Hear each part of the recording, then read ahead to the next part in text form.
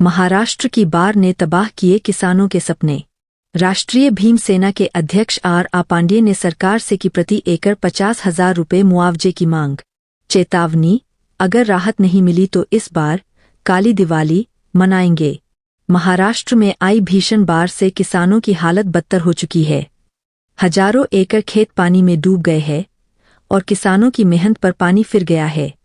इसी बीच राष्ट्रीय भीम सेना के राष्ट्रीय अध्यक्ष आर पांड्ये ने सरकार से प्रभावित किसानों के लिए तात्कालिक राहत की मांग की है।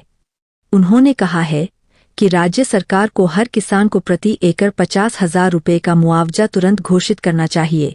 आर पांड्ये ने चेतावनी देते हुए कहा, अगर सरकार ने किसानों की मदद का ऐलान जल्द नहीं किया तो इस बार हम काली दिवाली मनाएंगे और महाराष्ट्र सरकार का खुला विरोध करेंगे।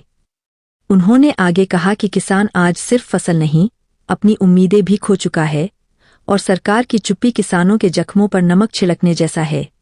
आर पांड्यन का साफ संदेश है, किसान देश की रीढ़ है, उसे नजरअंदाज करना देश की नींव को कमजोर करना है। अब देखना ये होगा कि सरकार किसानों की पुकार कब तक सुनती है।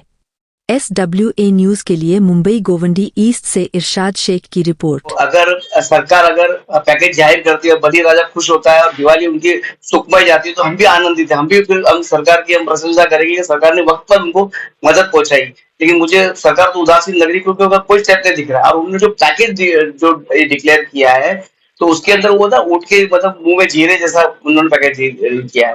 हम लोग की मांग ये है कि कम से कम एग्री 50,000 रुपये मिलना चाहिए। तो विपक्ष ने आंदोलन किया, लेकिन जोरदार आंदोलन आपने देखा होगा कि जो मीडिया भी थी, एक दिन पहले पूरा मीडिया दिखा रहा था, लेकिन आज तुम देखो मोदी का ऐसा, मोदी जो गवर्नमेंट है, बीजेपी गवर्नमेंट है, ऐसा मीडिया को दबा के रखी है कि लोग अभी गायब ही हो गया। किसान का मुद्दा ही पूरे गायब हो गया।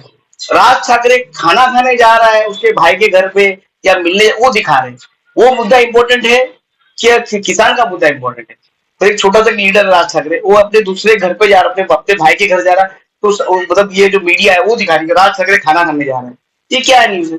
शेतकरी मर रहा है, बच्चे को स्कूल के कपड़े नहीं है, उनके जब ये घर पूरा दबा हो गया, उनके पशु मर गए, उसकी मदद क्या कर सकती है? वो नहीं हो रहा है। राज ठाकरे उस बारे में नहीं बोल रहे, उद्धव ठाकरे इस बारे में नहीं बोल रहे। आने वाले इलेक्शन में क्या करना उसकी तैयारी कर रहे। ये सब बहुत दुखदायी पांडे जी। देखो, ये जो प्रेस कॉन्फ्रेंस इसलिए बुलाई थी, पहले आपको बताओ, हमारे जो भीमसेना पार्टी है ये दलित और गरीबों की पार्टी है।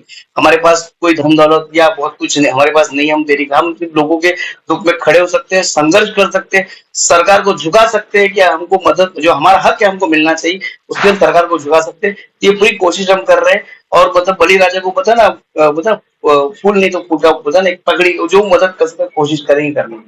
देखो, अभी जितने हमारे जिला अध्यक्ष है उन सबको मैंने बोला कि अपने अपने गांव में, जहां जहां जिला में जहां लोग तकलीफ में, उनको मिले, उनकी जो प्रॉब्लम्स है वो सुने। देखो, अभी हम लोग जाएंगे कहीं भी, हम जाने की कोशिश करेंगे कि जो सरकार के लोग हैं, आपने देखा होगा, हमको ना उन लोग सही तरीके से ना हमको सपोर्ट मिलता है, ना हमको परमिशन मिलती है।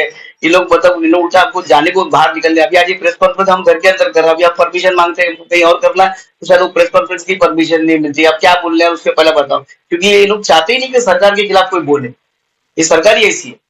आपने कहा कि इस तारीख तक नहीं होगा तो वास्तव में राष्ट्रीय भीम सेना पार्टी के राष्ट्रीय अध्यक्ष उतर जाए।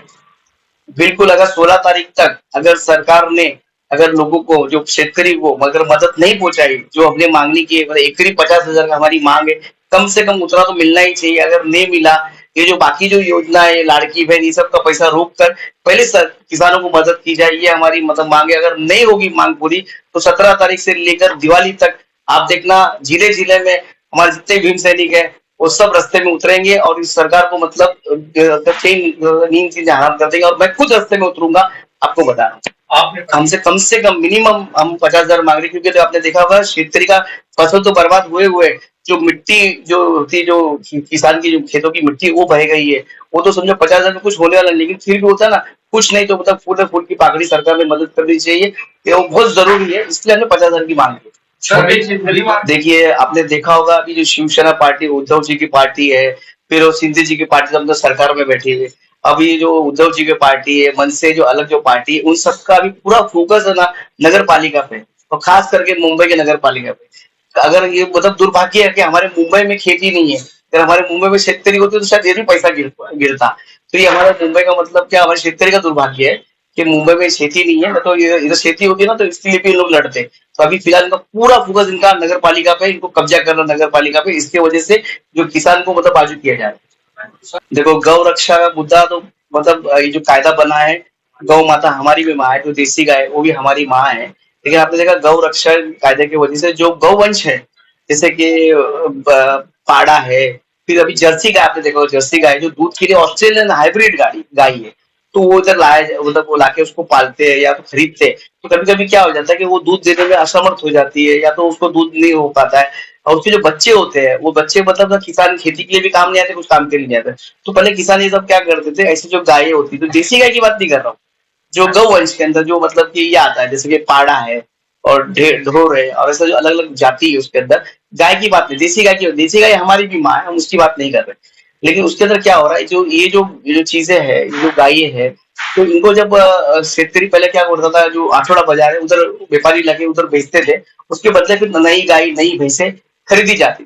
लेकिन बीच में ये गौवंश के कायदा बनने से जो गौ रक्षक बोल के नया एक ब्रिगेड तैयार हो गया, जो मतलब के उनका मतलब कि वो तो बेरोजगार थे, उनको एक नया फंडा मिल गया, इनके जो आका है इनको फाइनेंस करते हैं, इनको स्कॉर्पियो गाड़ी, हथियार क्या क्या देते हैं।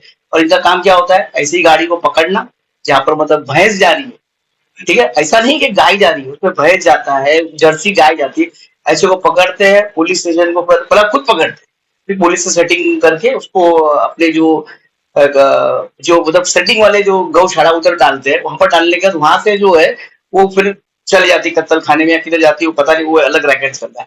तो ये जो किसान है उसके अंदर जो मतलब कि जो इस तरह होने की वजह से किसान जो बेचकर जो नए गाय ले लेता था वो ले नहीं पा रहा है।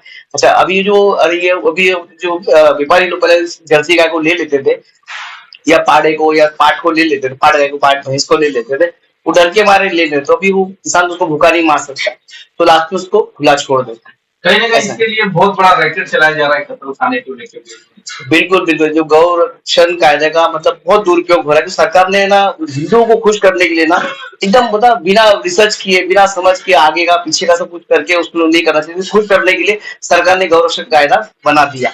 इसकी वजह से ना उसका मतलब जो अभी एक्शन का रिएक्शन या होता है इम्पैक्ट तो अभी हो रहा है। अब शेतकरी मर रहा है, ठीक है, इससे मतलब हिंदुओं को लेना देना नहीं है, इसमें जो शेतकरी जो पालता था, जो भैंस गाय जो पालता है, और इसके अंदर जो गौ रक्षक बोल के जो ये जो बने, उनको मेरा गौ रक्षक जो जो ब्रिगेड उनको बोलना ये है, और गौशाला जो चला रहे हैं उनको ये बोलना ये है, जो बहुत बड़े बड़े जो जैन समाजी लोग का गौशाला है उसको ये मेरा बोलना ये है कि आप लोग है ना, जो जिसके पास देसी गाय है, जो तबेले में गाय है, उसके जो बेचारे पालते हैं उसको, गाय को पालते हैं, तो उनके पास जब गाय का मतलब जो प्रॉब्लम होता है, वो चारा देना है, उनका मतलब गोबर उठाना है, उनका जो सेवा करना है, तो गौ रक्षक वो सेवा क्यों नहीं करते, वो क्यों नहीं सेवा करते। मैं गौ रक्षक को विनती, अगर आपको सही में गाय से प्यार है तो गौ रक्षक जो जहाँ गाय पली जाती है उसको डायरेक्ट चारा दे, गोबर उठाए, सब कुछ साफ सफाई करे, वो ख्याल रखे, वो भी पालेगा। सरकार को भी विनती है कि जहाँ शेतकरी है उसको डायरेक्ट मतलब जो बेनिफिट है वो शेतकरी के अकाउंट में दे, तो गौशाला को देने की जरूरत क्या है। तो गौशाला क्या है ना, गौशाला की ऐसी हालत है, आप जाके देखना कि उनके इन्वेंट्री में 500-400 गाय दिखेगी, और वास्तव में वो स्थिति में 25 भी नहीं मिलेगी आपको, गाय भैंस मिलेगी भी नहीं। और गौशाला का नाम गौशाला है, पर आप देखोगे जो रेट पे पकड़ी जाती है वो भैंसे होती है, या पाड़ा होता है, या कुछ और जाति होती है। वो गौशाला उनको उनको लेने की जरूरत क्या है, जब उनको दिया जाता है तो उन्होंने मना करना चाहिए। और पुलिस ने भी अगर कोई रेड करते हैं तो वेटेरिनरी डॉक्टर को लाके वो चेक करे कि वो गाय है, ये देसी गाय है क्या, भैंस है क्या, पाड़ा है या गौवंश का कौन सा मतलब ये है, वो आपको देखकर फिर उसके ऊपर मतलब एफआईआर किया जाए, क्योंकि इतना शेतकरी ही मरता है लास्ट में, बाकी किसी का कुछ नहीं जाता।